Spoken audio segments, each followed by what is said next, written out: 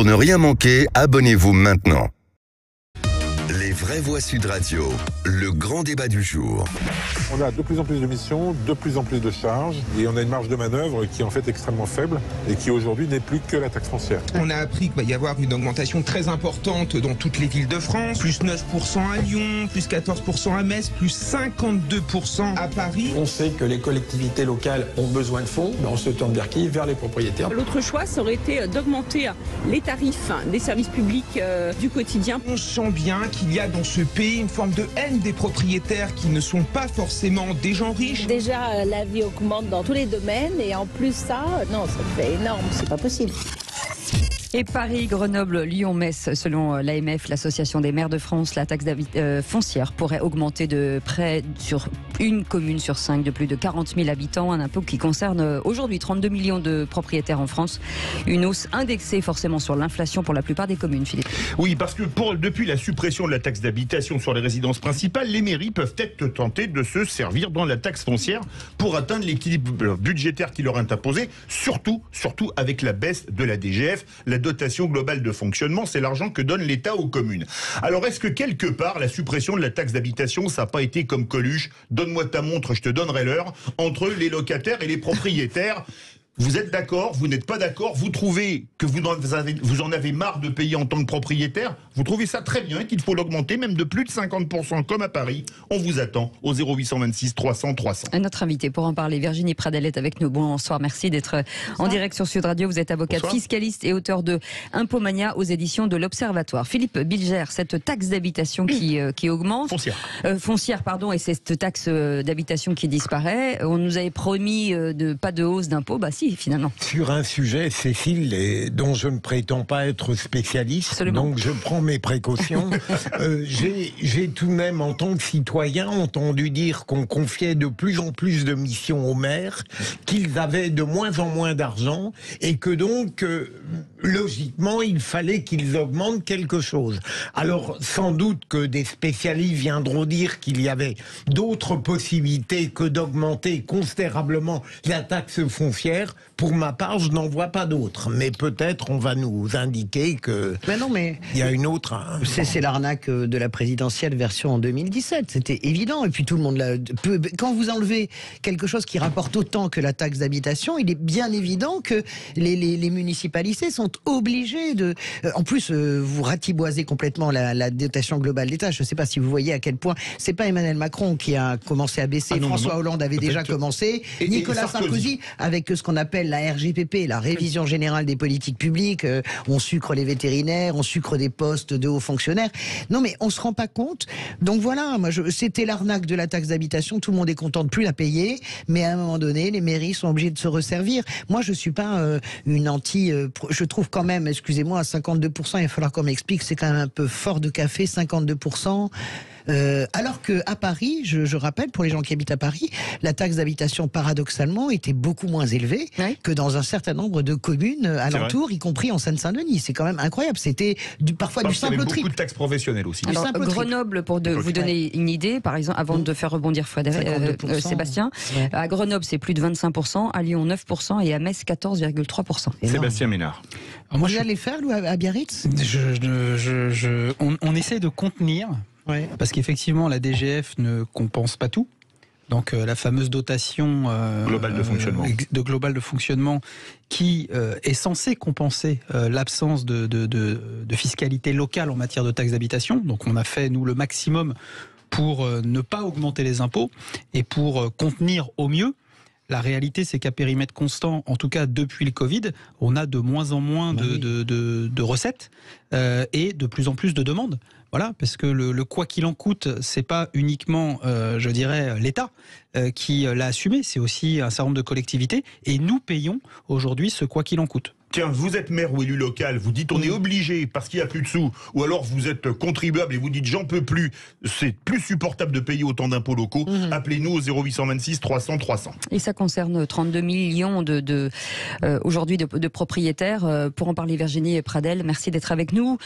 Cette augmentation de la taxe foncière est aujourd'hui obligatoire ? C'est une évidence. Enfin, comme on l'a dit, il y a des services publics de proximité, entre autres choses, à financer. Et c'est le dernier grand levier fiscal. Donc moi, ce que je regrette en fait dans la hausse de cette taxe et dans la suppression de la taxe d'habitation, c'est que, rappelons-le, au-delà d'être une mesure technique, c'est un choix idéologique. Je fais pas de procès d'intention à Emmanuel Macron. Il a lui-même déclaré à plusieurs reprises que voilà, il fallait quand même taxer la propriété immobilière pour encourager les personnes à être plus mobiles, donc à moins voilà, investir dans l'immobilier. Et ce qui est très gênant... D'où l'IFI. D'où l'IFI, voilà. Ouais. Ça se traduit par différents impôts. C'est un choix idéologique. Et ce que je trouve regrettable au niveau de la taxe foncière, c'est qu'on nous parle toujours d'égale contribution aux charges publiques. Mais là, on se retrouve avec deux catégories de citoyens, à savoir les propriétaires, qui sont pas forcément des gens riches. Hein. C'est une aspiration de la majorité des foyers à devenir propriétaires, qui se retrouvent en fait à financer seuls les services publics de proximité, tandis que les personnes qui sont seulement locataires sont pas du tout mis à contribution, et moi je trouve que c'est une aberration totale dans un pays comme la France. Oui, d'autant que, je le redis, la suppression de la taxe d'habitation a concerné tout le monde, y compris les gens qui avaient absolument les moyens de la payer. C'est pas vrai. En grande partie. C'est pas vrai. En grande partie, Sébastien. C'est pas vrai. Il y a un certain nombre de personnes, et j'en fais partie, qui payons encore nos taxes d'habitation. D'accord, mais ça représente epsilon, c'est 1%, tu vois, c'est 1% de la population française. Entre les salaires qui sont au-dessus de 7 000 €, en gros, c'est ça, qui continue à payer, je sais de quoi je parle, on parle de la même chose, et entre le 7 000, si tu veux, et le 4 500, tu peux, surtout dans les villes, je le redis, comme Paris, qui sont des villes... Mais est-ce que c'était pas double peine pour les propriétaires qui payaient la taxe foncière et la taxe d'habitation? Là, pour le coup, pour les petits propriétaires, c'était très lourd. Non, mais tu avais les locataires qui pouvaient aider. Non, mais pour ceux qui habitent leur propre appartement, Françoise. Ok, mais il y a quand même... Ok, mais la plupart des... C'est plus le cas qu'aujourd'hui. Bien sûr, mais il y a beaucoup de locataires, de propriétaires qui louent. Je pense qu'il y avait... il y a plus de gens qui habitent dans leur propriété de propriétaires qui louent, Françoise. Tu crois? Je pense. Et donc là, c'était pour le coup, ça aidait, en tout cas, les propriétaires les moins aisés de se dire, je n'ai plus que la taxe foncière à payer. Il y a des gens qui ont les moyens de la payer, cette taxe. C'est exactement comme les allocations familiales. Moi, j'ai une amie députée qui a dit tous les ans, j'appelle pour refuser qu'on me les verse parce que je gagne trop d'argent, en fait, en tant que député. Mais c'est un combat. Tu comprends ce que je veux dire? Donc, est-ce qu'il n'y a pas quelque chose, il n'y aurait pas eu quelque chose à moduler? Virginie Pradel. Moi, ce qui me paraît très logique, c'est qu'en fait, on paie une taxe parce qu'on réside dans une commune et qu'on est tous appelés à financer les services publics. Le ramassage des ordures, pour le rétablissement, en fait. Vous êtes pour le rétablissement de la taxe. Je pars du postulat que c'est territorial. Ça doit pas être lié, en fait, au choix que vous avez fait d'être propriétaire ou non, parce que c'est un choix. Alors, c'est parfois une impossibilité de devenir propriétaire, mais il y a des gens qui ne souhaitent pas être propriétaires de leur logement. Et ce que je regrette, c'est que je pense que à partir du moment où on réside dans une commune, qu'on utilise les services publics, on devrait être tous mis à contribution. Je trouve que ça tombe sous le sens. Et ce choix, en fait, de se focaliser que sur les personnes qui sont propriétaires, qui ont fait ce choix, c'est quelque chose qui me paraît complètement aberrant. Et oui, il y a des gens qui continuent de payer la taxe d'habitation, notamment sur les résidences secondaires. Là encore, c'est une punition. C'est-à-dire qu'il y a quand même en France cette tradition, c'est pas une tradition, mais il y a quand même une culture de la résidence secondaire à la campagne, etc. Et même ça, c'est aujourd'hui sanctionné fiscalement de façon quand même assez impressionnante. Vous ne seriez pas pour le retour de la taxe d'habitation, tout simplement, mais peut-être modulé en fonction des revenus. Pourquoi pas? Pourquoi non? Vous comprenez? Non. Oui, moi je pense qu'il devrait y avoir une taxe d'habitation en fonction de la taille de votre logement. Non, mais ça c'est déjà le cas. La taxe d'habitation, non, elle n'existe plus, mais c'était déjà le cas. Est-ce que vous pensez pas qu'on pourrait tout moduler sur les revenus? Non, je pense que c'est important de moduler sur les revenus, parce qu'il y a des gens pour qui c'est très difficile de payer. C'est le même service pour tout le monde, François. Je suis d'accord avec vous, mais quand vous êtes en Seine-Saint-Denis, que vous payez des taxes d'habitation, je le redis, qui sont 5 ou 6 fois supérieures à la taxe d'habitation d'un appartement dans le centre de Paris, le centre historique. On a tous l'exemple de ça. Eh bien, c'est quand même un peu fort de café. Vous vivez en Seine-Saint-Denis parce que vous avez évidemment pas les moyens forcément de vivre dans le centre de Paris, mais votre taxe d'habitation vous assomme en fait. Donc pourquoi on peut pas, on n'est pas habitué au système que vous proposez, François. Les Français sont partisans d'une égalité qui peut apparaître grotesque parce qu'elle ne tient pas compte de la disparité des revenus. Moi je suis pour qu'on rallonge, oui. Ça réagit au 0826 300 300. Avec Frédéric qui est avec nous. Notre vraie voix du jour. Frédéric, qu'est-ce que vous en pensez? Oui, écoutez, c'est du grand n'importe quoi, ça c'est sûr.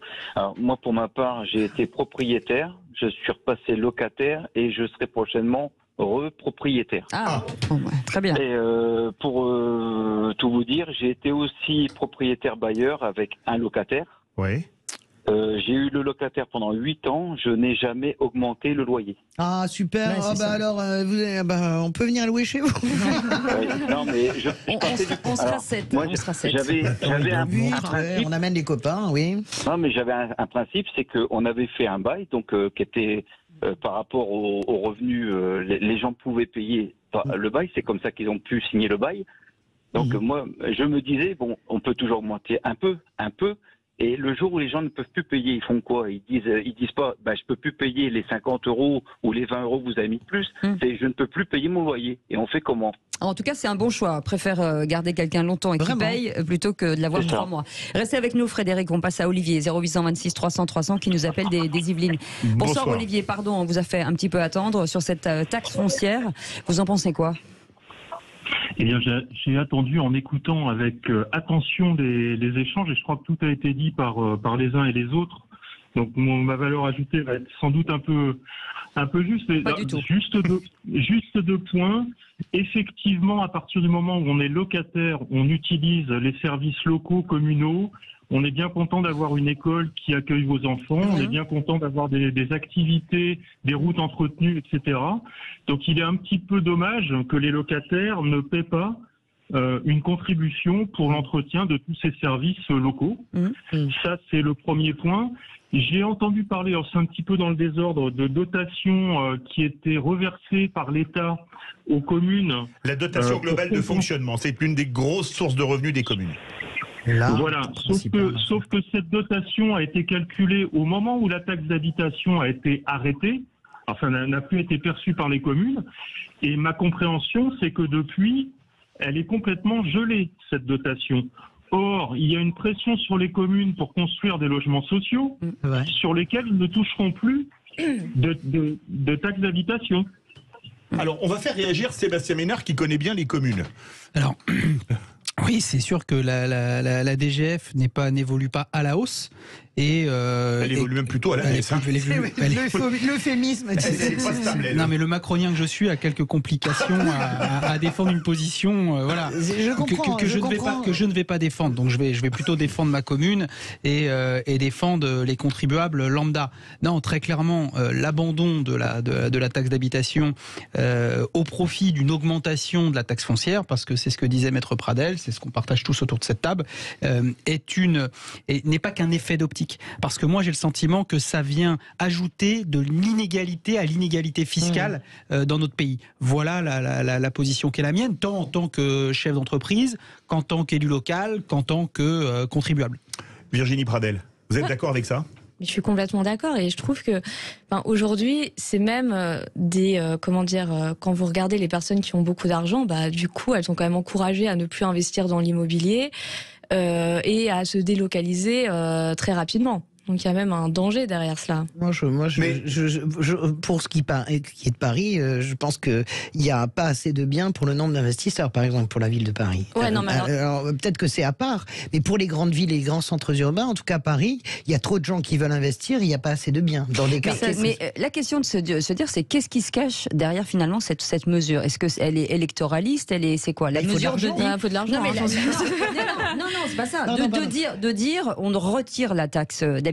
Bien sûr, c'est quoi? C'est la démagogie pure et simple pour gagner. Vous savez, si quelqu'un doit dire qu'est-ce qui s'est passé en 2017, qu'est-ce qu'il y avait dans le programme d'Emmanuel Macron, mon projet, c'est la taxe d'habitation. Ça a été ce qu'on appelle en politique un convertisseur d'opinion. Cette mesure a été un énorme convertisseur d'opinion en faveur d'Emmanuel Macron au premier tour. Ça a été un gros convertisseur d'opinion. Oui, mais moi je trouve que c'est une mesure parmi d'autres pour sanctionner l'immobilier, et on peut reprendre plusieurs interviews d'Emmanuel Macron où en fait il disait que derrière la suppression de la taxe d'habitation, derrière l'instauration de l'impôt sur la fortune immobilière, il y avait cette volonté d'encourager la mobilité géographique.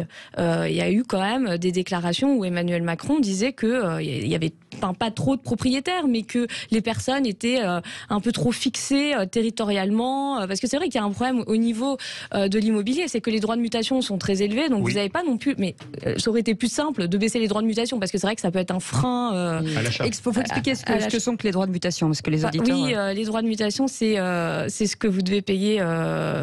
Ils sont faussement appelés droits de notaire. En fait, c'est un certain pourcentage qui est quand même très élevé en France. C'est un des taux les plus élevés au monde. Donc c'est un pourcentage que vous devez payer. Donc c'est à peu près 8%, il me semble, dans l'ancien, que vous devez payer au moment où vous achetez un appartement ou une maison, et qui peut représenter plusieurs dizaines, centaines de milliers d'euros en fonction du prix du bien. C'est ce qu'on appelle communément, grosso modo, les frais de notaire. Dans la tête des gens, c'est ça. Les frais de notaire. Et tout ne revient pas au notaire. Mais quand même, est-ce que ce serait pas plus simple? Alors, ce que je vais dire va peut-être choquer, mais par exemple, est-ce qu'on pourrait pas dire la taxe foncière, on l'augmente pas de 52%, par exemple, et on augmente un peu la CFE, la cotisation foncière des entreprises, parce que je ne sais pas comment c'est à Biarritz, mais les entreprises, globalement, pourraient mettre aussi un peu la main à la pâte pour les impôts locaux. C'est ce que payaient les entreprises qui régulaient aussi la taxe. Voilà, elles sont gâtées, les entreprises. Tu vas savoir le nombre d'impôts et de taxes pour les entreprises qui disparaissent en loose day qu'on ne voit pas. Alors, moi, j'aurais pas l'idée d'augmenter les charges encore pesant sur les entreprises. Non, je pense qu'il y a un moment, faut quand même réduire les impôts. Et si on a un peu de mémoire, c'est vrai qu'on n'en parle pas souvent, il y a eu quand même dans le passé en France beaucoup de mouvements de propriétaires qui se sont rebellés contre la fiscalité immobilière. Et donc, vous appelez à la grève? Non, j'appelle pas à la grève, mais je pense qu'à trop pousser... Non, mais encore ces dernières années, je sais pas si vous vous en souvenez, quand il y a eu les hausses des taxes d'habitation sur les résidences secondaires, on a eu des collectifs de propriétaires locaux qui n'étaient pas aisés et qui ont dit, nous, on n'en peut plus parce que... cette mesure confine à une sorte de mesure d'expropriation. Enfin, c'est-à-dire on est en train de nous virer de chez nous parce qu'on ne peut pas payer la fiscalité. Donc, il faut arrêter. Alors que dans certains villages, des maires sont très contents d'avoir des maisons secondaires puisque ça fait fonctionner forcément la ville, ça fait venir des centres-villes. Enfin voilà, ça alimente un tissu économique local qui pourrait mourir sinon. Très court, Sébastien. Aujourd'hui, la fiscalité punitive, c'est-à-dire l'augmentation de la taxe foncière, évidemment, avec l'augmentation de l'impôt sur la fortune immobilière, on peut se raconter ce qu'on veut, mais aujourd'hui, la plupart, en tout cas moi je le vois chez moi, la plupart des familles qui étaient là depuis des années, qui certes ne sont pas à plaindre, propriétaires de maisons qui valaient 600 000 euros il y a 10 ans et qui valent 2 millions aujourd'hui. Île de Ré, par exemple. Je parle de ce que je connais, donc je parle de Biarritz. Et quand vous dites à ces familles-là, vous avez 15 à 20 000 euros d'IFI à payer, ces gens-là vendent, qui achètent des trusses, des consortiums, des boîtes à chiffres, etc. Voilà. Merci en tout cas Virginie Pradel d'avoir été avec nous, avocate fiscaliste et auteur de ce livre Impôt Mania aux éditions de l'Observatoire. Et dans un instant, c'est totalement gratuit puisque c'est de l'humour et c'est le quiz de l'actu. Le qui c'est qui Et l'a venez dit. comme vous êtes. À tout de suite.